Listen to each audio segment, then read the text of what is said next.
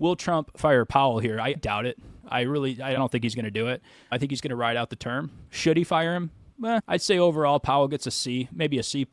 The reality, these guys were so late to the game. And Yellen, doesn't get tons and tons of blame, but she ran a very loose Fed. She should have had interest rates a little bit higher when Obama was president. She didn't.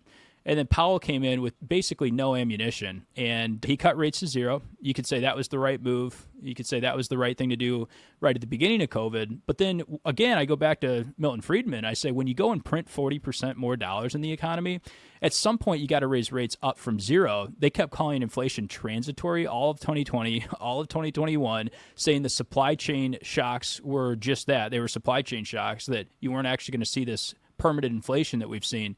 And they were wrong. I mean, they were massively, massively wrong. They should have been at least 2-3% interest rates during the summer of 2021. And then we could have avoided that massive pullback in 2022. But all that to say, central planning in general, I think if we're going to learn one lesson from all of this, central planning is an absolute disaster. You cannot rely on one or two people in the government to run the economy. It just doesn't work like that.